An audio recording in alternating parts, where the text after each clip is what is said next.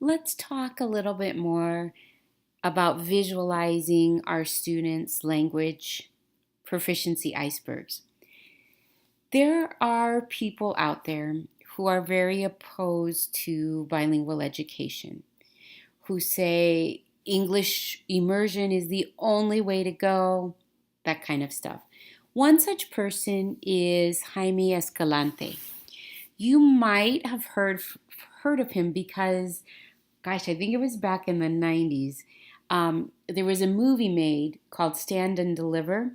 James Olmos played the role of Jaime Escalante. Jaime Escalante was a math teacher at Garfield High in Los Angeles Unified School District.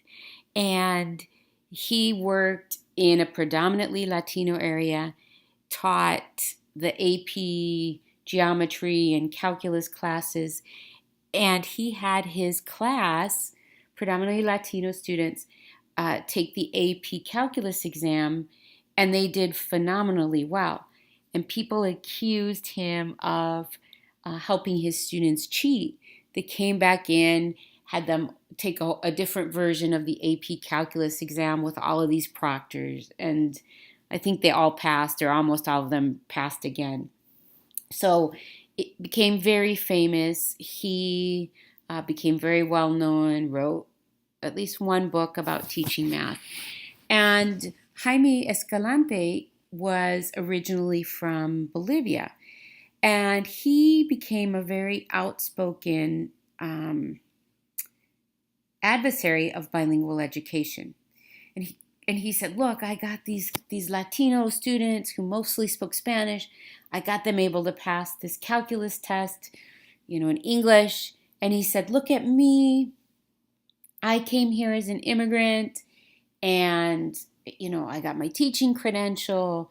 I'm a walking advertisement that we don't need bilingual education. So Cummins said, actually, just the opposite, Mr. Escalante. You are a walking advertisement for why we do need bilingual education. So let's go ahead and draw out what Jaime's language iceberg looks like. He was a college graduate in Bolivia. So obviously, he had his BICS, and we hope that he had strong CALP in his native language. So he had a very well developed language proficiency in Spanish, right? Having a college degree, one would hope that you can communicate well, both orally, in reading and writing, that you have the higher level thinking types of skills. So when Jaime Escalante came to the United States, guess what he did? He didn't start teaching right away because he truly did not know very much English at all. Here's what Jaime Escalante did. He got a job as a custodian, and then he went to adult evening ESL classes.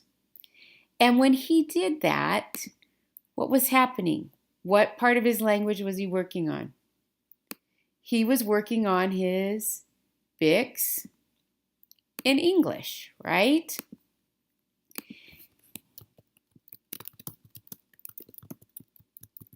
And then based on what we learned in Juanito's situation, what happens when you develop the oral proficiency in a second language?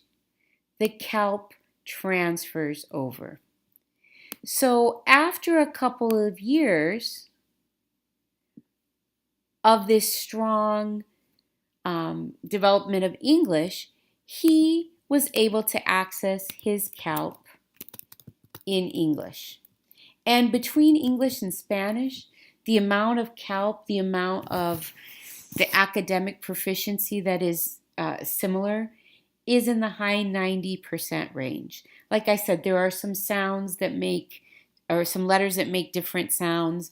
There's some things with syntax, with the word order of how we put words in sentences. But if you understand the concept of long division in Spanish, you understand what you're doing with long division, that knowledge is the same in English. If you understand how to set up an experiment or the scientific method, that knowledge is the same in English. You just need the words, the BICS, to be able to label what you're doing. So Jaime Escalante, he's right. He did not in the United States get bilingual education. He just got his BICS in English. But that worked for him because he already had his CALP strongly developed in Spanish. So if we get students coming in who already have had a high level of education, yeah, they can get by with just focusing in on the oral English. But think about the vast majority of the students who we have in our schools. Are they coming in with their first language iceberg proficiencies well developed? Some are, but the vast majority are coming in like Juanito, where they have oral skills and they don't have a lot of academic skills.